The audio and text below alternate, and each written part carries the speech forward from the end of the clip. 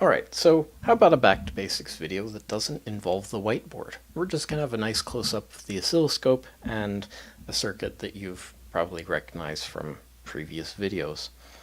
So up until now we've been treating all of our components as ideal. So there's no voltage drop, no resistance, no impedance, none of that fanciness. But when we're working with low voltage signals, such as the one coming out of the transformer that I've got over there, diode drop becomes a noticeable thing. If you're working with like a 2-to-1 transformer and you're working 24 volts, diode drop isn't as important, but when you've got 3 volts coming out, then diode drop becomes something that has to be considered. So let's have a quick look at the waveform that's coming directly out of the transformer. I'm not going to bother fiddling around with this to try to get the waveform actually to appear on the screen. What we care about is this. We've got 3.98 volts RMS coming out of the transformer before the rectifier.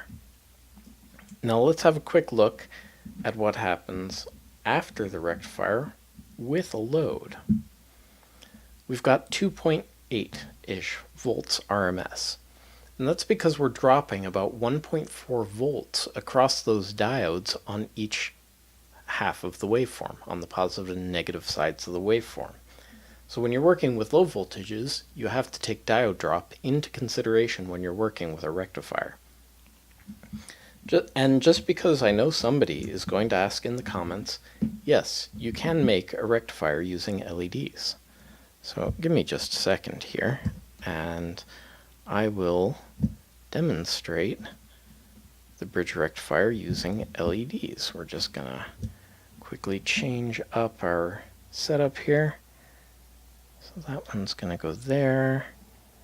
This one's going to go there. And then this one, I'm actually going to pull the load resistor for the moment. That's going to go there. That's going to go there. That's going to go there and there. Now remember, we had, what was it, about 4 volts RMS coming out of the transformer? Well, when we rectify it using diodes, all of a sudden we only have 1.49 volts out of it. And that's because the forward voltage drop, and it's a terrible waveform too. The forward voltage drop on these LEDs is about 2 volts thereabouts. So we're going to lose most of our waveform through those LEDs. And if we apply a load, it's going to get even worse. All of a sudden it drops down to, what, less than a volt there? And you can actually see the LEDs lit up once I applied a load. So we're dropping most of our voltage across those LEDs. So there's an even more dramatic visual demonstration of diode drop there using a bridge rectifier made out of LEDs. Thanks so much for watching. If you have any comments, please leave them in the comment section below. Click here if you haven't already to subscribe.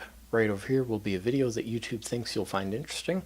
Right here will be the Back to Basics playlist. And right here will be a Patreon link that you can use to support further videos like this one. Thanks so much. Bye.